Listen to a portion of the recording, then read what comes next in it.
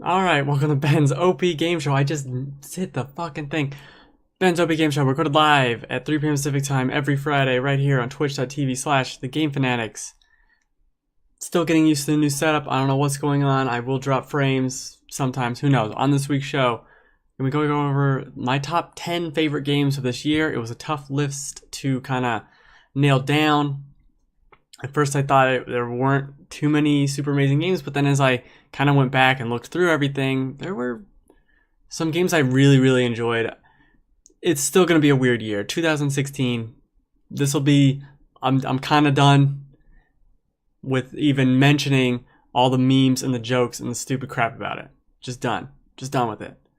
First, let's take a look at some of the biggest stories of the week. There were some big ones.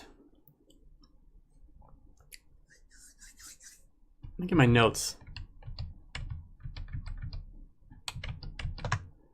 So we finally got some more information on the Nintendo Switch. And I think I'm going to go and break this down kind of chronologically. And I'm going to get maybe like 5 or so items into the list and then kind of lose it. Because there's so much to go into here that really has nothing to do with the product at all. So let's just... $300. That's fine. People were saying $250 or $300. It's a little on the high end, and with no pack-in game, it makes the console basically $400 because by the time you get tax and you're getting Zelda, it's $400 to play Zelda. And this Zelda looks great, so I think it's kind of worth that. In a weird rationalizing way that you're just like, yeah, it's worth it. I don't know, put it on my credit card. But moving on from that, we got some good things out of the beginning of this presentation. I'm going to move from this screen in a second here too. March 3rd, that's a surprising date. Very soon, extremely soon. We got multiplayer with a little app going on. You can play with your friends, whatever. It's free for a little while until the fall. Okay, fine. It gets into its region free now. Great. You're 10 years, 15 years behind. Great. That's fine. 2.5 to 6 or so hours, depending on, the game. Fine. Whatever. That doesn't really concern me. And it's really not a big deal. Who cares? Capacitive touchscreen finally. Again, 10 years late. You can have 8 of these things in a local multiplayer kind of match. That's cool, whatever. That'll never happen. No one's ever going to do that. Then there's a screenshot button with videos to come soon, and this is where the wheels start to come off the wagon for the whole presentation and for everything, because it was awkward the entire time. But that's not the issue with this presentation. So actually, let's take a step back and let's look at something that's more positive. Okay? So this is an image of kind of the UI of the Switch, which I really enjoy. I think up here, well, way up there, my hand disappears. We have the little Mario icon, which I believe would be like your profile picture kind of thing. That's what I'm assuming that is, little Mario man. We got some cool stuff, the time, and we have airplane mode. That's nice. I like seeing that. Got a battery, cool. We got the games displayed in this nice, simple way. Perfect. This isn't clutter. This isn't opening up the Wii U and there's 65 screens on the bottom. There's icons over here. There's icons over there. There's a whole other screen with a bunch of weird Mii's dancing around. We don't need that. We don't need that at all. So that's nice. We got whatever that first little icon on the bottom is. I don't know what that is. Messages? Yeah, it's gotta be messages. Shop. Pictures? Then probably settings for the setting up controllers, other options, and power. I guess. I like this. This is nice. So this is a good thing, and that's about the only good thing that we got from the last 24 hours of this. So the presentation itself, after it gets all the kind of the boring details and all the minutia out of the way, it starts going into some other features, which I have on my notes here.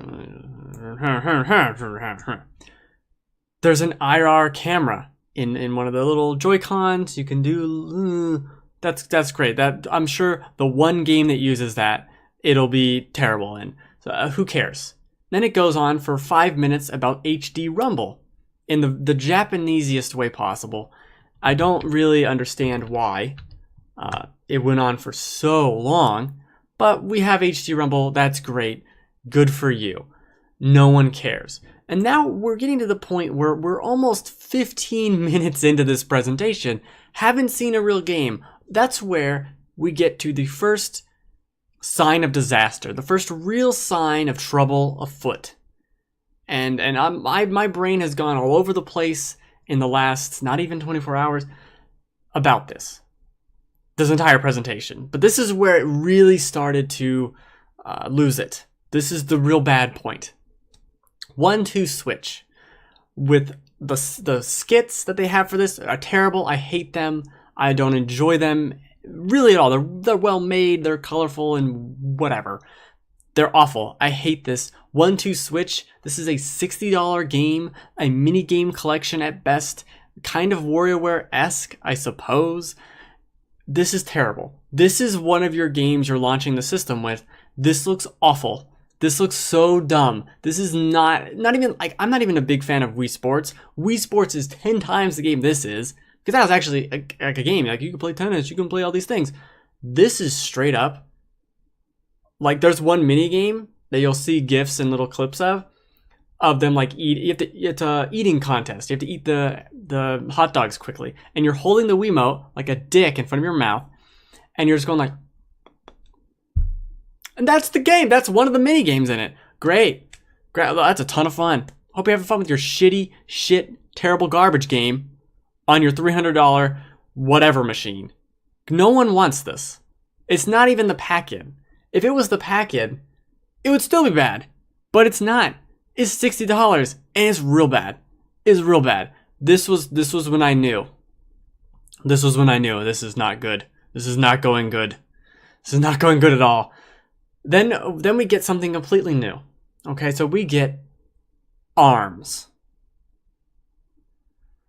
Now, on one hand, terrible name.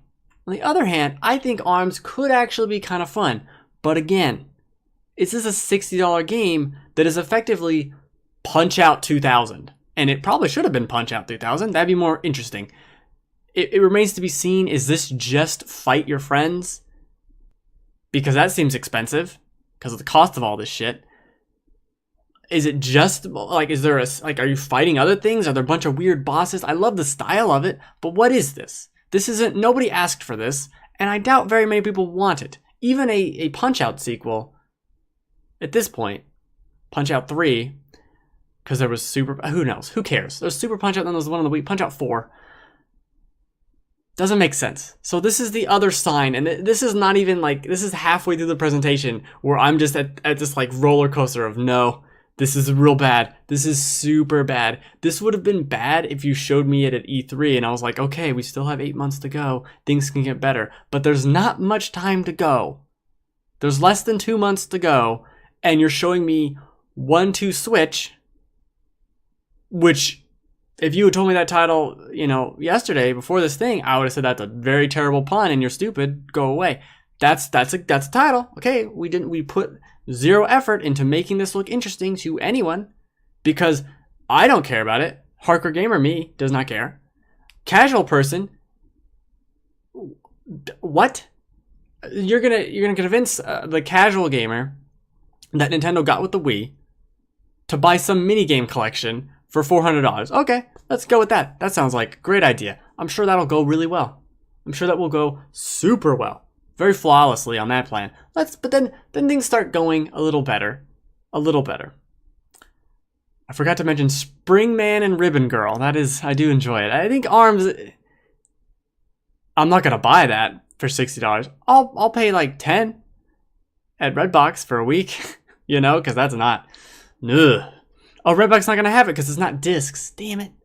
Oh well. Then we get Splatoon 2, which I'm now hearing kind of stuff about that it's not entirely a true sequel. It is more of the updated Splatoon, but maybe it's updated much more than Mario Kart 8 is, which, FYI, Mario Kart 8, not even really mentioned by name in the presentation, which I've seen twice now.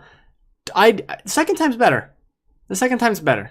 But that's just kind of like, you know, if you were like beat as a child, the second time wasn't as bad. Still fucking bad. Okay, here's the first good thing. Super Mario Odyssey. Let's pop this bad boy open. And let's have some fun times here. Because this is good shit. This is good shit. And I'm not going to make it bigger because everything fucking breaks. This is good. This is the Nintendo I want to see. This is arguably kind of how maybe you should have started the presentation. Or at least gotten to a little sooner. Because 30 minutes into this thing and you're just giving me something that's actually compelling and new. I understand ARMS is new. And I understand 1-2 Switch is new. No one gives a shit. And Splatoon, not new.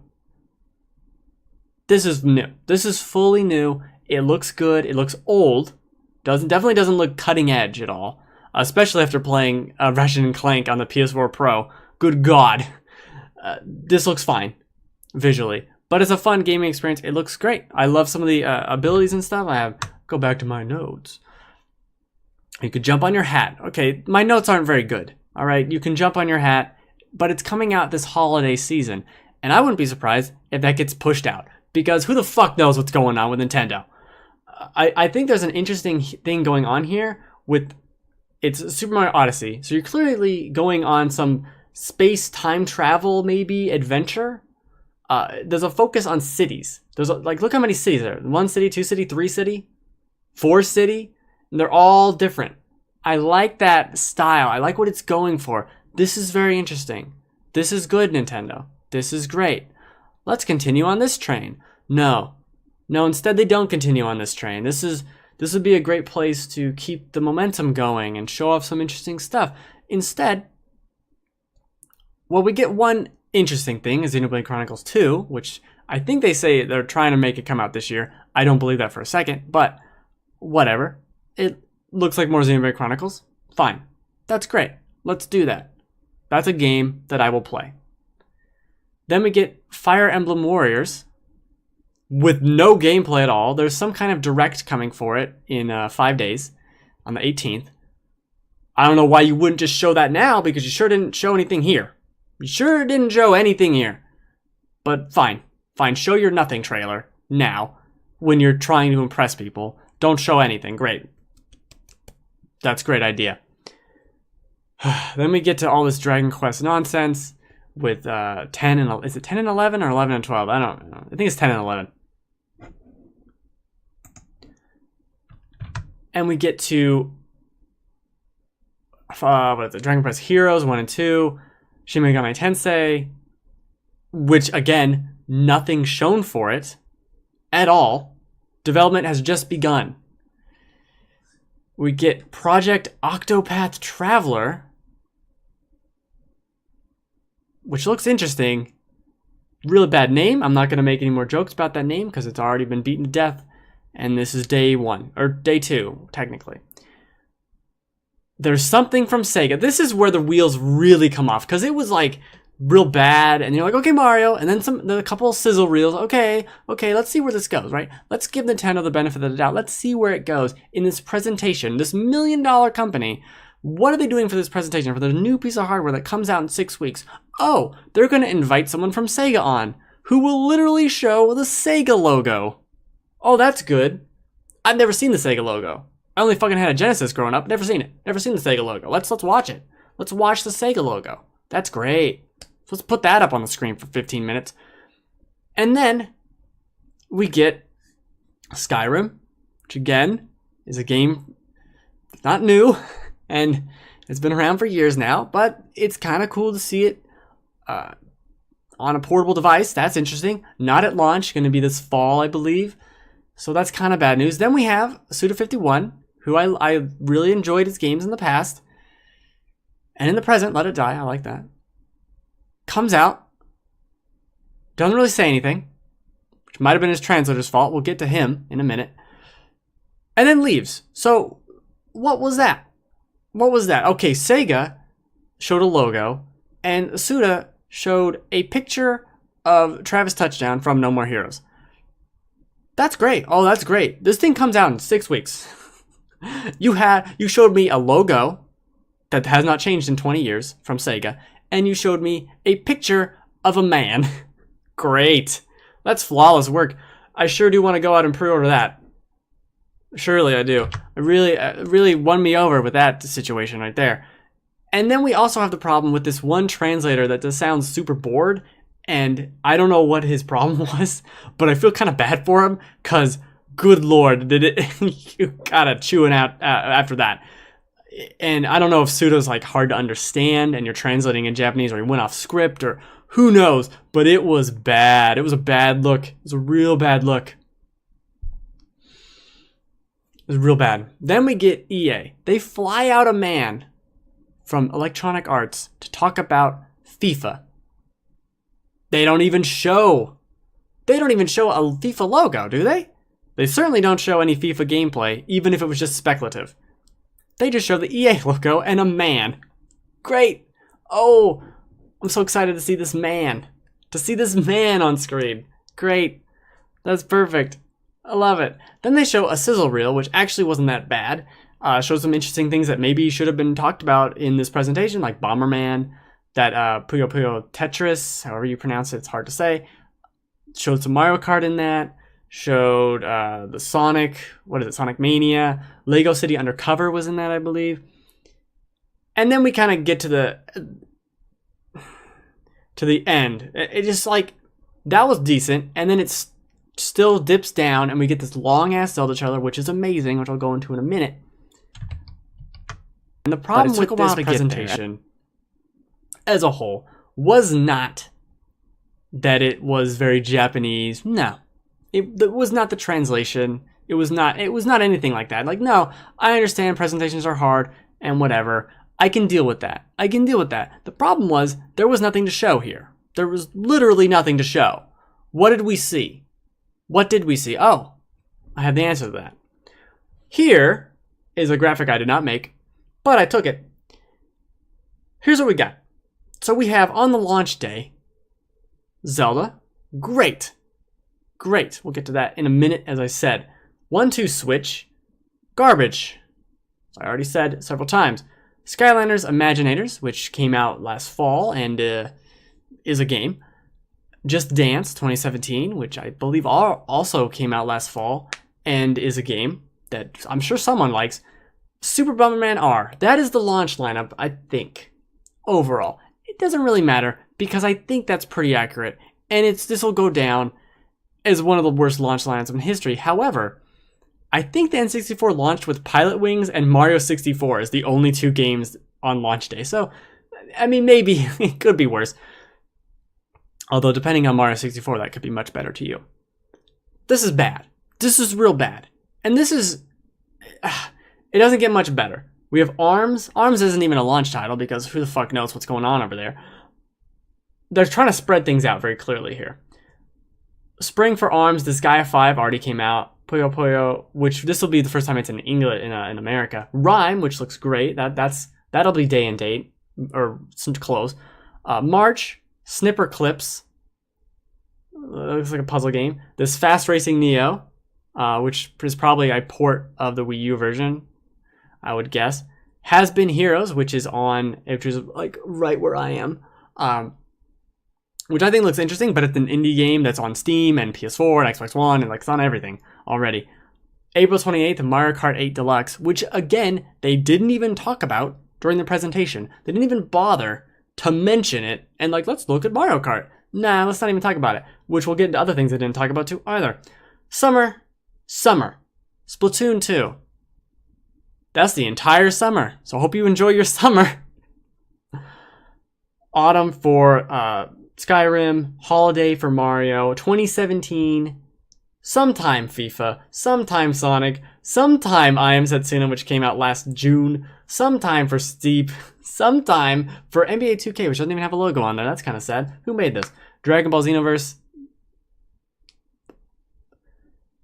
This is a bad list. This is a bad scene.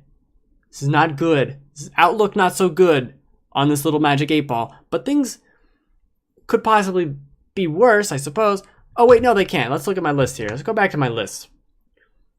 What don't we know is what kind of online infrastructure is there? Are there trophies? Achievements? No one knows. Do people care? Maybe. Here's some other things we don't know. Where the fuck's Retro? Where's Retro Studios? What are they doing? What's happening? They haven't released a game since Tropical Freeze? And they did some work on Mario Kart 8, I know. They could be working on Mario Kart 8 and bringing it over here. Who knows? Again, not us. Tropical Freeze came out in 2014? No. Who knows? Who knows? What's some other things we didn't see? No Smash Bros. At all. Which I realized I don't think they've even confirmed at all. No Smash. That'll be the time to talk about Smash. No F-Zero. That's a given. Still sad. No Star Fox. A given. Still sad. No Metroid. Very sad. I understand why, but very sad. No, not even Donkey Kong. Not even Kirby. Not even Yoshi. There's nothing Nintendo-y here. There's not even like a Mario RPG. And you know what there isn't? Pokemon Stars. Or Pokemon at all. There's nothing here. There is nothing here. All the like, you want to think this is your Nintendo console? Like, oh, this is gonna be my Nintendo box. Where's the Nintendo on this Nintendo box? Where did it go? They come out with this thing. Oh, there's over 80 games in development, and you give me this image. Well, they didn't give it to me. With what? 20 games on it? The fuck's going on? Where this is. A lot of people said they could, you could see the writing on the wall with the Wii U when it came out. And I'd have to say, I was sucked up into it. I bought it the day after it launched because like, oh, I can get it. I'll buy it. And who knows if I'm ever going to be able to get it, right? That's a stupid decision. But I enjoyed Zombie U. I enjoyed things on it. I enjoy the console. I still play it every week for Super Mario Maker. But at a certain point, you realize, like, this is dying. Let's see what this is happening. What's the next thing? Oh, the Switch is going to be the next thing. What does that mean? How does this all work? Okay. But you have to remember, the E3 that they showed off the Wii U, which had a Zelda trailer in it. I know it didn't come out forever. It still hasn't come out, technically. Or not technically, it hasn't. It had new Super Mario on day one. And that was shown off at E3 there. They had their weird little minigame collection that was bundled. They had a bunch of tech demo stuff, some of which that never came out, like the hitting the golf ball off the Wii U tablet, which they probably realized was a bad idea and dangerous. They had Just Dance. They had a bunch of... I know, Just Dance is always there. They had Zombie U. They had Mass Effect, late. They had Batman, late. But they had it, right? They had some stuff. They had gameplay to show. They had stuff to show. Even if it wasn't necessarily stuff you wanted, they had stuff. Sonic Racing Transformed was a launch title and was shown. And like all this stuff. But with this, like, and that could give you the idea of like, okay, this is something, this is positive, this is hopeful. We still didn't have the PS4 or the Xbox One at the time, so we still don't know what's going on. Oh, this is a nice Nintendo distraction. Fine. What we're getting here is way less than that. And it's a baffling presentation. I question why they even did it. There's nothing to show. They could have edited this down into a tight 30-40 minutes that didn't have awkward translators or just any of this riffraff. Sega coming up and being like, oh, we're making a game. We already know, because you said that like 6 months ago that you're making the next Sonic game for it. We don't need that. We already know a lot of and if you're not here to show us something new or to show us a trailer for something you've already announced, or what are you here for? What is any of this here for? And my first reaction to this whole presentation was like, this is how Nintendo dies. This is the end for Nintendo. I made my one clever tweet, which was, I was so happy to watch the presentation for the last console by the company that made me love video games, meaning that this has got to be the end. How can this not be the end? How can it not be? What the fuck does this even mean? What does this mean for the 3DS? Because there are just as many 3DS games coming out as there are Switch games. And they very clearly during the presentation said console. This is our home console that you can also take on the go. So does that mean they really are keeping the 3DS? What does that mean? Is there going to be a new 3DS, a new 3DS in a year or 2 years? What does that mean? The 3DS is already really old. The rumors of Pokemon Stars now kind of go out the window. What does that all mean? Because this Switch and this lineup does not look good. This does not look good at all. Looks bad. Looks real bad. Not good. No one's happy with it. Not good. This is bad. That's my straight up answer. This is bad. This is real bad. This is not a happy-go-lucky fun time for Nintendo. Right? I'm a big Nintendo guy. And I'm buying the Switch for Zelda. And Mario. And all that. But I'm doing it almost because I can't help myself. I want to play these Nintendo games. But good lord, did they not have anything to show for it? And they seem to just be completely oblivious. There's no way you could have practiced that presentation. Even in your head, not like watching it. Even in your head, there's no way you could have practiced that presentation they gave. And said, well, that'll satisfy everyone. That'll give them exactly what they want. Look at that original reveal video for the Switch. That was like 2 minutes. Super well produced. Oh, look, Karen's taking her Wii over here. That was really well done, and that was smart marketing. And then you get to this. What is this? What even is this? This is a mess. You're marketing to an entirely different group of people than you were with the other video. The other video was like, this is a cool, hip thing to have. And apparently, you hired a really good outside PR marketing firm and did not task them with anything else. Because you should have asked them to help with this presentation. This should have been a Nintendo Direct. It should have been 30, 40 minutes. It should have had games. It should have had actual footage. This is probably the worst presentation that I've seen Nintendo do, like ever. It's real bad. There's nothing here. There's been more out of a random Nintendo Direct just in like May or something. You know, like this is real bad. I think for them, I think the system will do okay, but this is going to be another Wii U, and that's not good because as someone brought up online, and online everyone's a someone, the Vita sold more than the Wii U. That's not good. And as good as like the attach rate for Wii U games has been, I mean Mario Kart sold like 8 million copies or some stupid number like that. It's insane. That's incredible numbers with the install base. It's like 50%. Even with that, this isn't good. This trajectory is bad, and it's been bad since the GameCube, or since the N64 really. It's been petering down, and the Wii's the outlier. And it's just been steadily down and down and down. And I really think, barring anything crazy, this is the last, like, everything after this will just be a handheld that you can maybe plug into your TV, but it's a handheld first, I guess. What is it even different from a Switch? Is it everything just going to become the 3DS?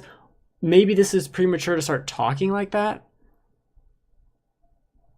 but it's not good. I don't think this is a good situation at all to be in. Now, what I do think is good is Breath of the Wild. And this trailer and this game, more accurately, is why I'm buying a Switch. Ocarina of Time is why I started like really getting into games. So I love the Zelda series. I played all of them in the mainline series. Not CDI, doesn't count. I love Zelda, and I love what they're doing with this game. It's like the perfect marriage of new school open world exploration design with the Zelda tropes. And this story trailer looks beautiful. It's got Zelda features. It's got voice acting that's good. I think this is the English trailer. Who cares? It looks great. This is great. I mean, there's nothing really else to say about it. Zelda looks phenomenal. It looks borderline like perfect. This is dream quality. This is if they remade the first Legend of Zelda today, and just here's this open world you could just go and explore, go burn some bushes. You dumb idiot. There's a heart container over there. I love it. It looks incredible. So many different worlds, and the Switch version seemingly will be the best version. It certainly will look the best, and as someone who has a gaming PC, I would like to play it the best. I don't like that I have to buy a Switch for it. It will get me in the door, but how many other people will it do that for? Zelda isn't the same as Mario. Like, Mario sells better than Zelda. Fact. And I don't know, and there's a lot of hype around this game, and there are a ton of Zelda fans. I just don't know how well that translates into sales for this new console, especially since it's split. It's also on the Wii U. Who knows what's going on? There's also some people saying that the Wii U version maybe doesn't look as good, but it runs a little better. Like, there's all these potential problems with this that it just muddles a situation that should be, here's a Zelda for me to play. And there's also the pre-order situation going on with, they made like 1,000 or something of this super special edition with the Hyrule Sword. The Hyrule Sword, yeah, sure. Sword of the Master Sword. The Hyrule Sword. Good old Hyrule Sword. That's a shitty situation with Nintendo again not making enough stuff. There's worries. I mean, that's why I pre-ordered it, because I don't know if I'll be able to get it. If I don't pre-order it now, when will I be able to get it? You know, like, I want to be able to play Zelda on day one, and I want to be able to play it the best way possible. I don't know if that's a Switch version. I think it would be. But if it isn't, you know, like, I'm taking a chance on this. And if it is, and I don't pre-order, I miss out on that. Like, it's a whole fucking deal. I don't want to have to deal with it. And it's so dumb, too, because with this Switch, there's literally nothing. I'm not going to buy Mario Kart 8 again. Like, not for $60, not even for $50. I'm not gonna buy Splatoon 2. Probably not. You know, like, so I'm gonna buy Zelda, play Zelda, and then I'm gonna like skip town, skip Wii U town, cause there ain't nothing else here. There ain't nothing else here going on. I don't understand. I'm waiting for Mario. Great, I'll be able to play the next Mario game. That's great. What am I playing after that? Because there's literally nothing. There's nothing. There's glints and glimmers of like, oh, there's a Dragon Quest, or there's a Shin Megami Tensei. Like, okay, well, that's great. That's fun and great and all, but there's no gameplay for that. There's no nothing for that. And it seems to me that they tried to keep this thing so close to the vest or to the chest. Who cares? That they didn't want to like give dev kits out or talk about it too much, and that really killed a lot of games. Like 80 games in development, that seems kind of low. That screenshot picture of all the not that direction, this direction, that doesn't look good. That's not a lot of games for an entire year almost. I mean, March, that's the third month of the year. You're missing 2 months of the year, and this is like your big stuff. This is not a lot of stuff. This is not good. What's the future? Where are stuff? Like, at least give me the thing of like, hey, the next Star Fox is coming for this. The next Metroid is coming for this. The next Donkey Kong is coming for this. The next Yoshi bullshit game. The next Kirby canvas drawing touch on go. It's Yoshi's touch and go. Is coming for this. There's none of that. There's none of that at all. Oh, they didn't even talk about Smash or Pokemon or even Super Mario Maker for the Switch. Like, there's not even like fun ports happening. There's so much missing with this. And I mean, as I said, I've gone all the way from like, this is the end horribleness to like, I'm definitely pre-ordering. I'm going to get it. I'm gonna try this. Like, this is $300 is a lot of money, but it's not like crazy for super awesome Zelda fan as I am. I mean, I have Link right here. I got all these Pikachus. But it's tough. It's tough. These weeks ahead. They're going to be something. They're going to be something. And with that, let's get into the topics of the week.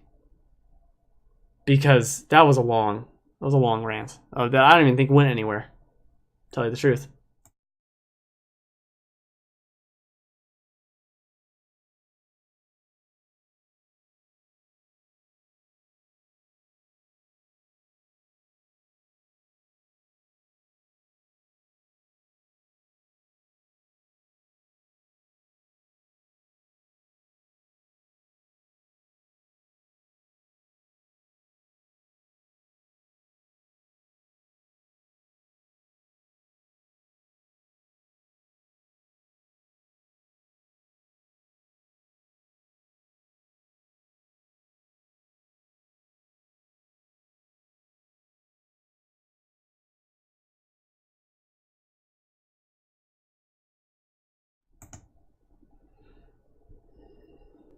Moving away from the Switch and all that brings and means. Talk about something more happy and positive. I put a yay here. Yay. My 10 favorite games of the year. 2016. I didn't put 2016 in there, but it's on there. I know how to do this. I know what I'm doing. Trust me. This isn't slapped together at the last minute. It was at a couple minutes before the last minute. So let's go over a few things. I don't even have honorable mentions this year. Inside would probably be on that list. Definitely very close to being, and probably I think it was like 11 or 12, and I ranked them. So basically, I took all the games that I played this year, and I looked at them and said, well, which one do I like more? Like, do I like this game or this game? And I just ranked them in an Excel sheet. That's how I got to this conclusion. It's pretty easy to eventually come to some answers. And the first game is Ratchet and Clank on PS4. I'm not a Ratchet and Clank fan, really at all. I wouldn't call myself a Ratchet and Clank fan, person, human. This game is incredibly good. It is so much fun. You're unlocking all these different weapons and abilities, and you're throwing, like, there's just constant explosion and some bolts flying everywhere. It's just dumb fun. Like, it would be higher on my list, but it's just kind of, it's dumb fun in that way of, in the same way of Dead Rising 4 is, which I really enjoyed. It's also like just below the 10 on here. It's just a lot of fun, but it doesn't do anything like super new or interesting. It wasn't a game where I was like itching and dying to come back and play it, but it was a fair amount of fun, and it really impressed me. That's what it was. Like, this is like, oh, this is what Ratchet and Clank is. I see that now. I get it. This is good. I played the PS3 one, not very impressed by it. So this, props to them. Props to Insomniac. I don't know why I picked the beginning movie to show, but I mean, who knows? I can't get out of this thing. Let's go. Nothing works. In case you were curious, nothing ever works. Final Fantasy 15. Now here's something. Because I played the demo, and I haven't talked about Final Fantasy 15 on the show at all. I played the demo that they released, the Japanese demo, and it loaded, unlike this video. And I didn't like it. It was the first hour and a half of the game, probably 2 hours. I didn't really like it that much. But I got the game on sale during the winter holiday season time. And, I played about 18 hours of it so far, which I know isn't a ton, especially in a big game like this.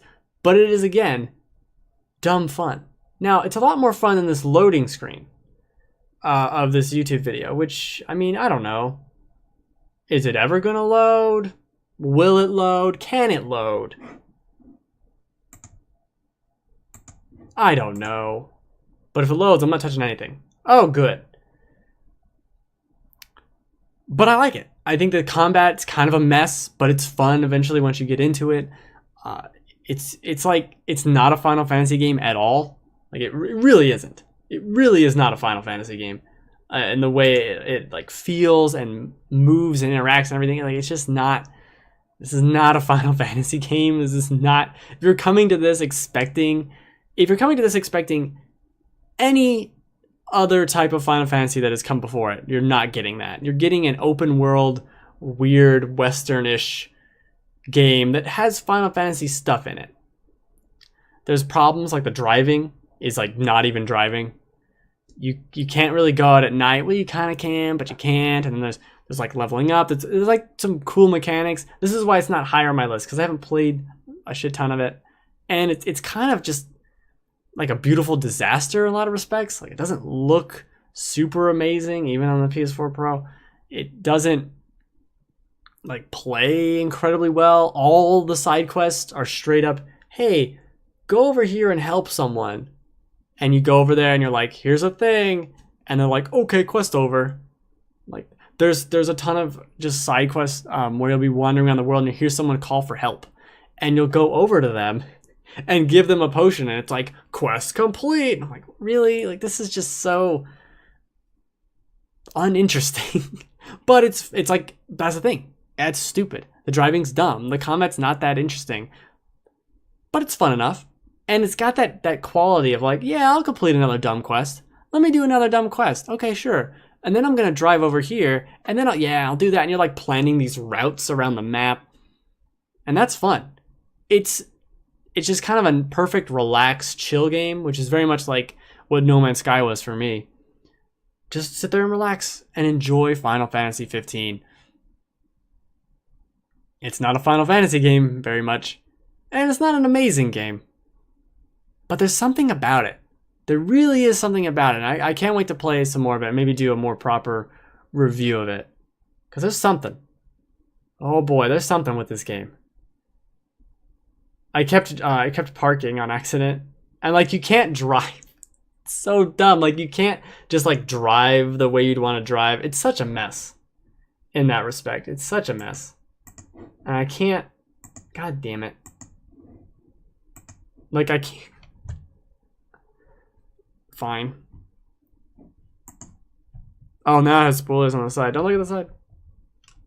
I can't, because I go full screen, I can't look at things. It's so obnoxious. Let's see if this video loads, because nothing works. Oh, I shouldn't have said that, because now it's not loading. Well, whatever. XCOM 2 is the game that everyone forgot about this year. I mean, YouTube forgot it even existed and won't even let me load the goddamn thing. But as I kept thinking about the games I played, I kept seeing XCOM on the list and going like, man, I really, this is like the last mission of the game too. I really enjoyed it. And you know what? Let's make it full screen. It's so much fun. It's just the tactics that you want to see, constantly moving around, and like the way the puzzle pieces all fit together, upgrading your units and all of that. The problem with it is it's just more XCOM. Like, the new stuff isn't super compelling. There's still some annoying like gripes I have with it, especially things with how and this is sped up for thinking and stuff.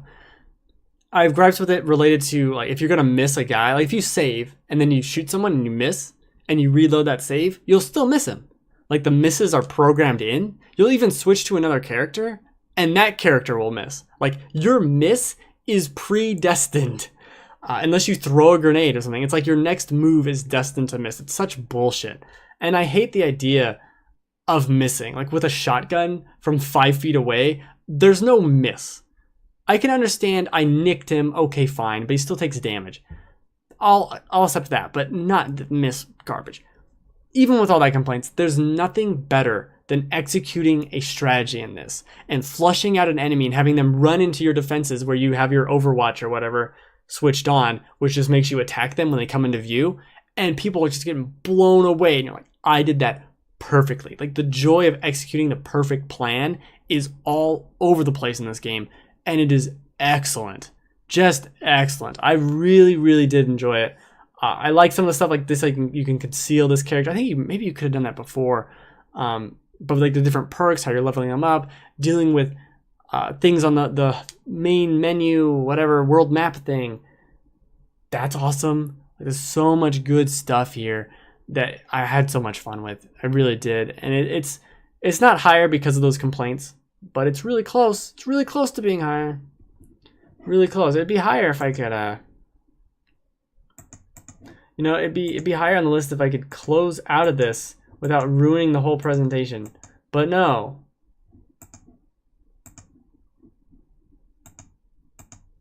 Nope. My wish is not granted. So I have to do that every time. That's great. Number 7. Let It Die. Ho ho ho ho ho ho. This game came out of nowhere. Similar to how this loading screen just ruins my life.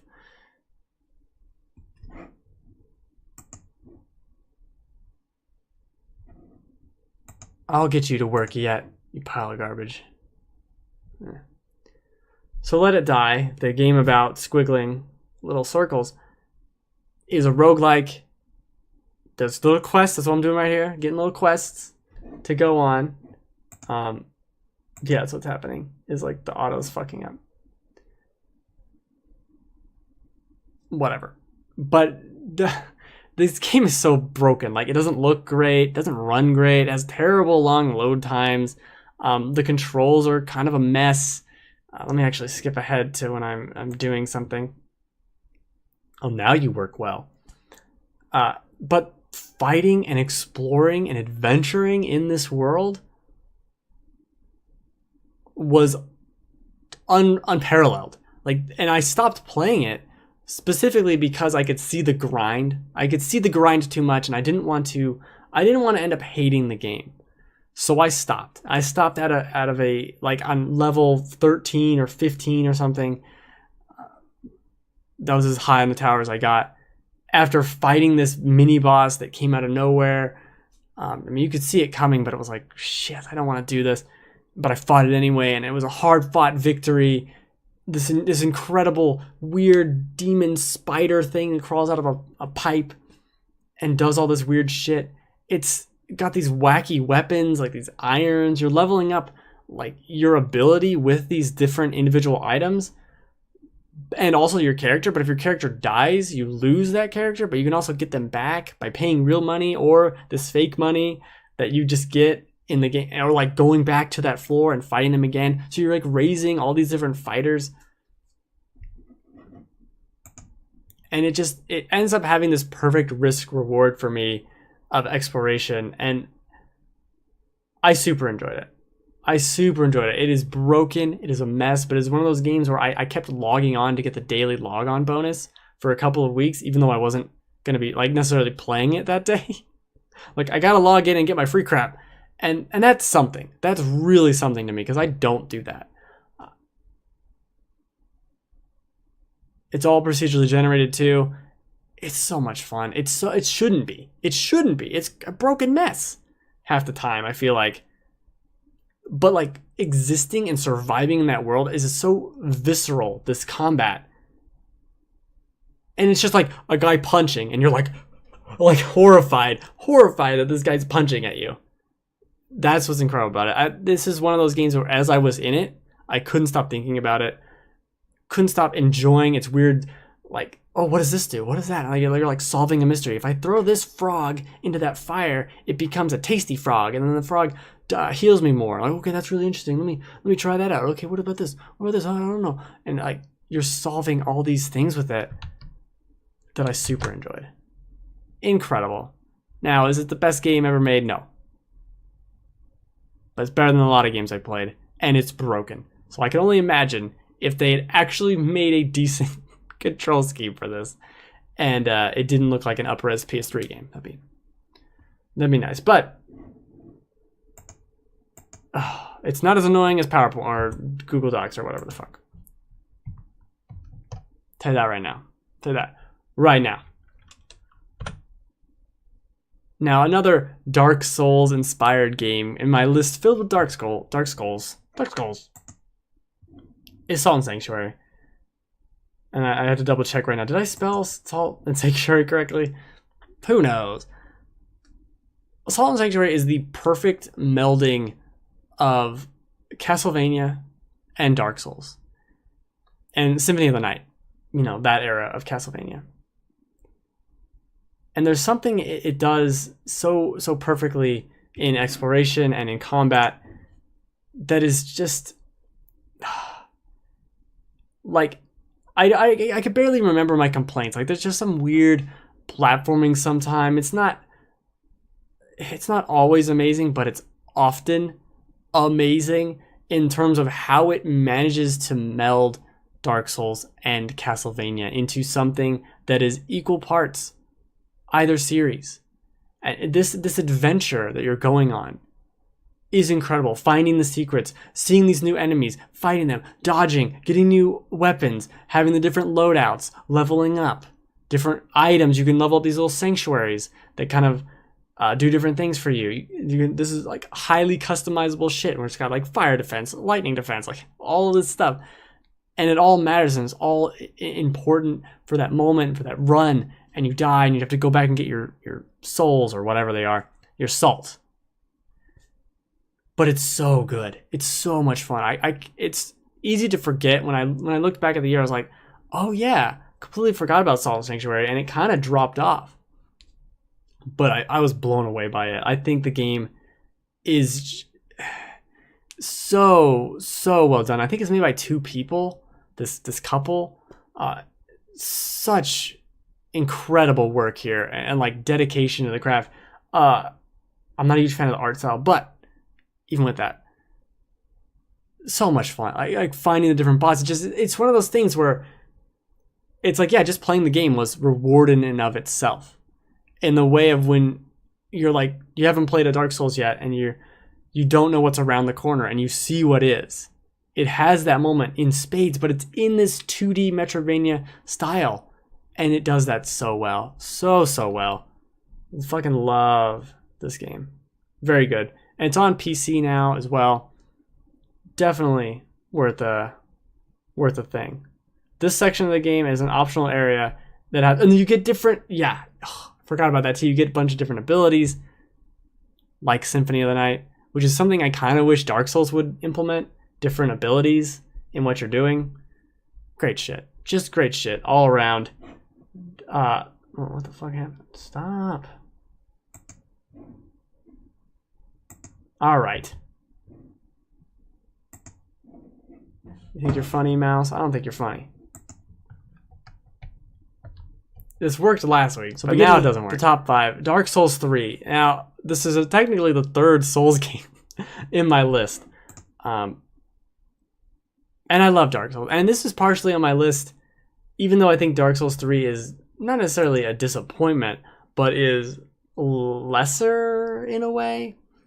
At least in first glance, there's something kind of missing from it.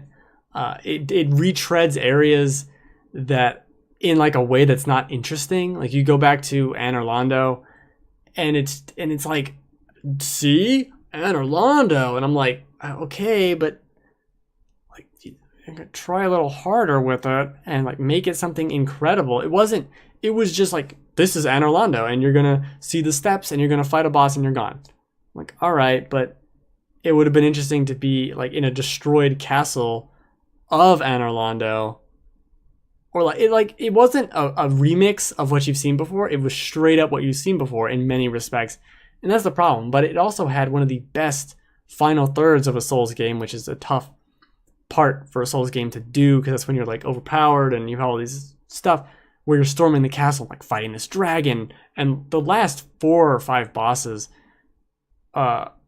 really starting with the dancer,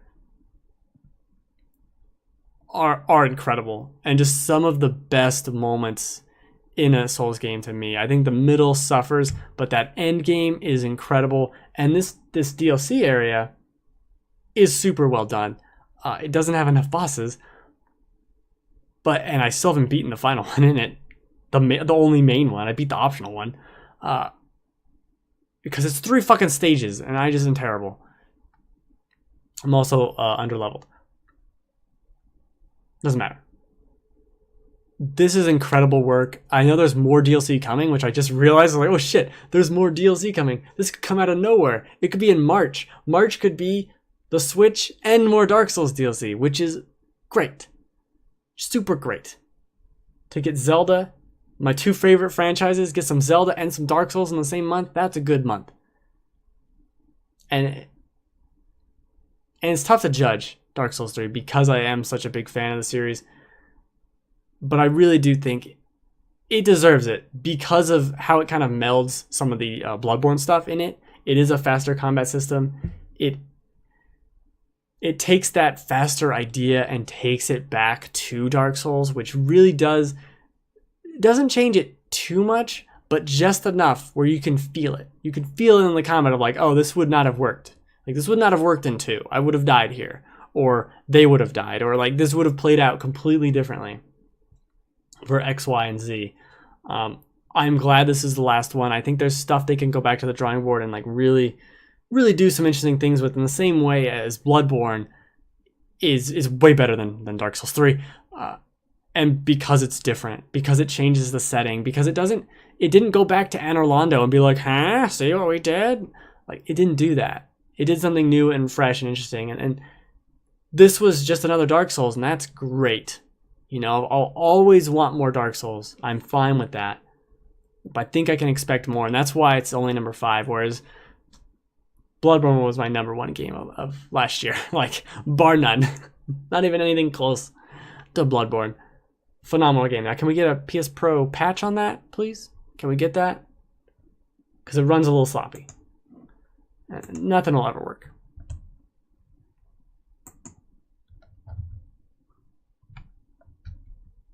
Nothing will ever work. Do a quick drink break. Merry Christmas.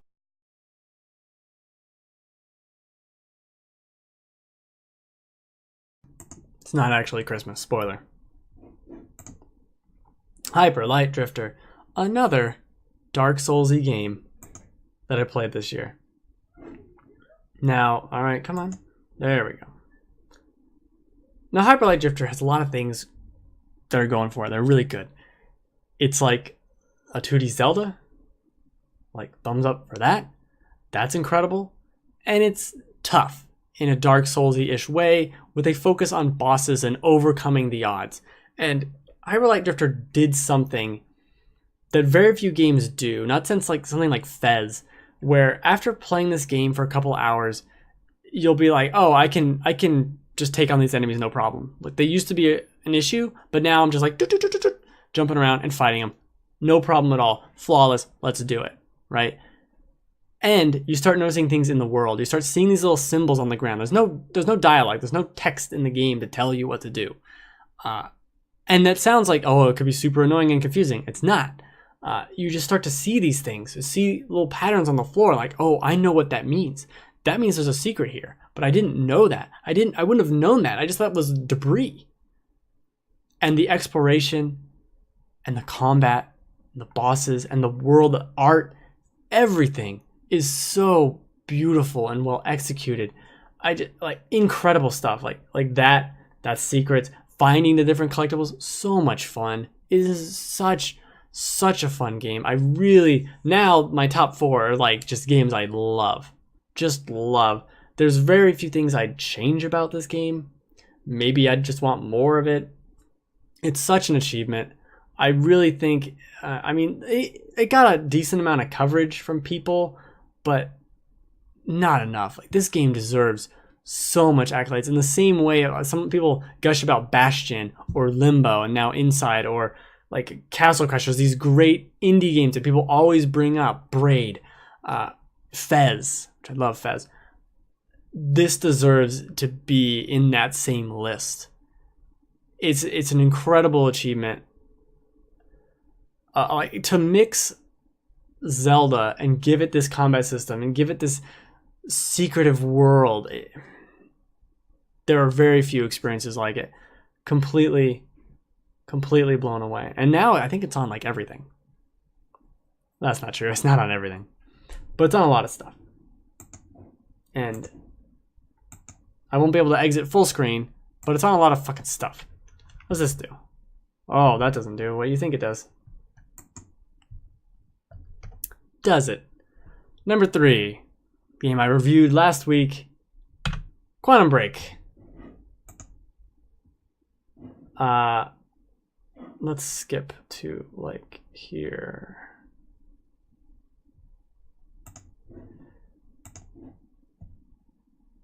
Quantum Break is not, I mean, people love Remedy. I'm not I don't really care either way. I fucking love Quantum Break.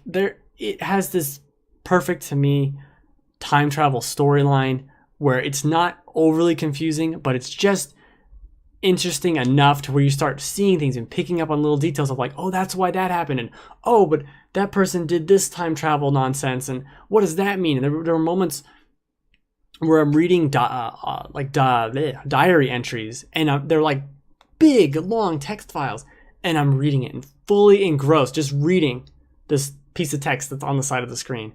And most of the game is not done from the perspective of hiding in a wall. But I enjoyed all of its storytelling, even the show, which is not amazingly well done, but is still super interesting, and it shows different aspects of the story that you wouldn't have seen otherwise, and then wouldn't have made sense for you to see or you to know. And you'll start seeing these little diary entries, and it's incredible. At times, this game is one of the most realistic-ish looking games I've ever played. It does this kind of strange visual effect where it looks almost like you're watching an SD TV show on an HD TV, but in a good way. Like it starts looking like, is that real? And you're like, oh, and it's kind of blurry. You're like, oh no, it's not real. Like that's how it starts to look. And it's weird. It's hard to describe. It's hard to even see sometimes because the other times it doesn't look that great at all. But besides that, the effects in general and the stuff that happens, I haven't even touched on the actual gameplay of like finding these upgrade points and upgrading your abilities, of time jumping around. The shooting is so much fun because of those abilities, and you're hopping around, and then you'll like do a dash, and then when you pull out your gun right after the dash, it slows down time, and every time a combat encounter ends, the last guy dies slowly, and it's just dumb fun shit like that. And it's not like, oh, I never used my this ability, or I never used my that ability. Like these combat situations at the end, you're using everything and you're throwing it all, like grenade, do this, freeze that guy, jump around here, run real fast over here. Like it's everything. Everything is used and you need it. And it's incredible. It's so much fun. Like one of the best things I can say about it too is I wish there was more combat. There's just not enough. It doesn't overwhelm you. It doesn't do what I feel like Doom did, which is just have 3 extra levels for no fucking reason. Just like, here's more enemies, here's more enemies. Like, it didn't do that. It left me wanting more constantly. And these combat encounters start happening like when time is broken and time is like rewinding itself and fast forwarding. Like if you blow up a car, the car blows up and then it like reshapes itself. It does super cool stuff like that. You just don't see. You just don't see stuff like that. And it was so much fun. And it, again, didn't overstay its welcome with the combat. I would have loved more. I would have loved more story. I would have loved, like, that was my most disappointing thing about the ending, is that just, like, it just ended. Like, I just wanted more. The ending of like, everything, like, Game of Thrones is going to end. Everyone's going to be pissed off because it's not going to be a great ending. In the same way as this, like, the ending is fine and interesting. I love the implications of it. It's very vague in a lot of respects. But I just wanted more. Like, I just wanted more of it. Not in a way of like, this game's too short. It was like 12 hours or something. I just wanted more because I wanted to be in that world more. I wanted to exist in it. I wanted to experience it. And that's, like, I can't say that about very many games. To just want more of it. And even as I'm talking about it now, I think maybe I rated it too low. I don't know. The next game's pretty flawless, so. Will I be able to close this video? No. And everything's broken.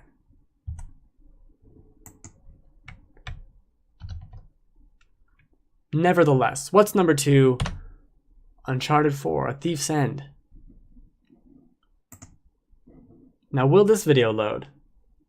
Because, sure shit no, none of the other ones did. The thing about Uncharted 4, and isn't there a cutscene at the beginning of this? Is that I've never been a big Uncharted fan or person. Like, I think the games are fine.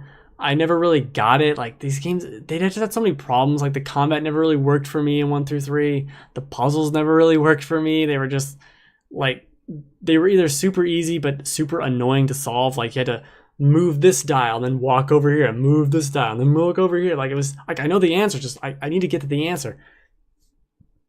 But Uncharted 4 is the exact game I feel like everyone's been saying Uncharted's been this entire time.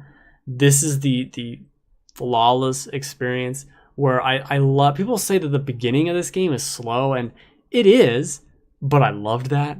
I loved how slow it was. I loved, like, I don't need to fight everyone. Like, there's so many fewer combat encounters in this, and that was great. And they added stealth, which was also great, giving you this, like, oh, I can do this stealthily, or I can do the combat, which is fine, but I'm not necessarily good at it.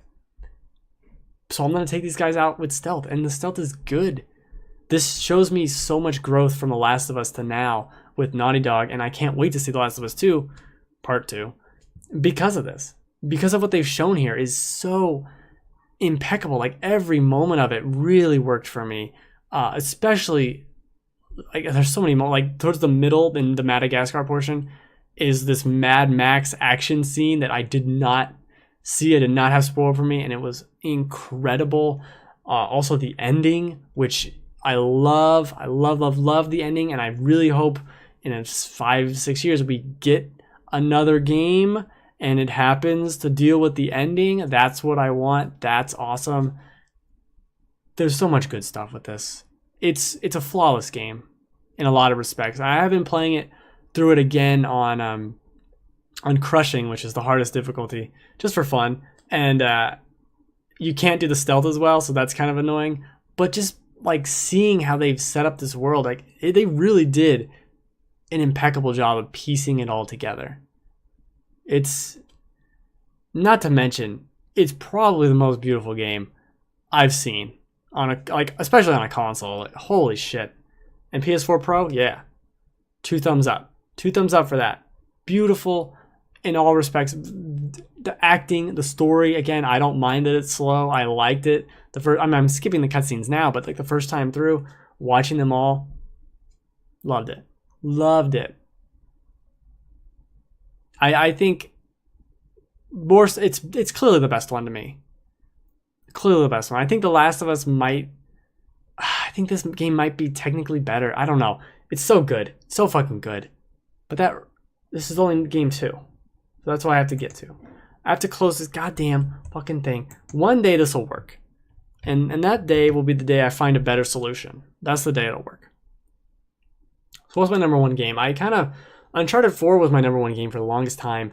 And I kind of wish-washed back and forth a little bit with the actual number one. But it came down to the fact that the number one game was something that really spoke to me and what I like about games. And I guess I'll just go The Witness. And not the it looks like it's spelled wrong, but it's not. Oops. And I've talked about The Witness for so fucking long at this point. It's got problems to me where maybe a third or a quarter of the puzzles in this game I think are stupid and not what I want to do. And I think its idea of like teaching you without saying anything is pretentious and kind of obnoxious as well. And that the puzzles themselves could be more involved and more interesting if it just told you things, and then we can build layers and layers upon those puzzles. However, this is the only game in 2016 where I would sit and play for like 4 hours, and I'd have notes. Like I still have the notes, just weird square diagrams. I made Tetris blocks out of Post-it notes and set them all over my floor to try and piece them together. Like, how do I draw this thing? And that's like nothing even came close to that. That kind of, like, when this game was presenting me with puzzles that I liked, which was 70% of the time, I fucking loved it. I loved every second of it. And it is just connecting lines, to the other end of the board.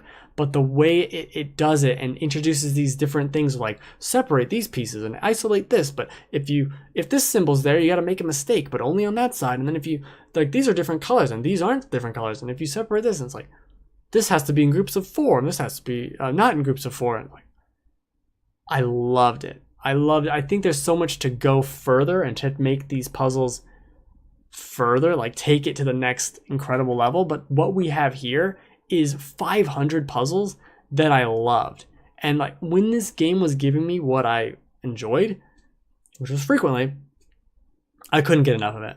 I mean, this is the beginning of it, but oh my god, just the setting and being in this weird world and you're sitting around exploring and solving these puzzles, so much fun to me. I love puzzles. Just love them.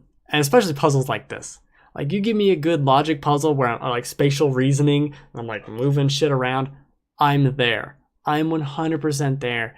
And sometimes when I was playing the game, I wish it was just like, just give me more puzzles. There's this one jungle in the treetops that's just like puzzles, and there's these boards that just like keep rolling out upon themselves more and more puzzles and puzzles and puzzles, and they're like split off to the side, and you're like, okay, I'm gonna go this way, I'm gonna solve this puzzle. Hours and hours I spent playing this game, and it was so much fun. It was like 40 hours of this puzzle game. Fucking adored it. So much fun to see, like, what's the new mechanic here? What's going on? Like, solving its mysteries was a joy. Not even necessarily solving its mysteries, solving its puzzles, getting to its conclusion and seeing everything along the way. Incredible. Incredible. I love it. And it does stuff like this. Doesn't do it enough, but it does different deviations on the grid format. Fucking phenomenal.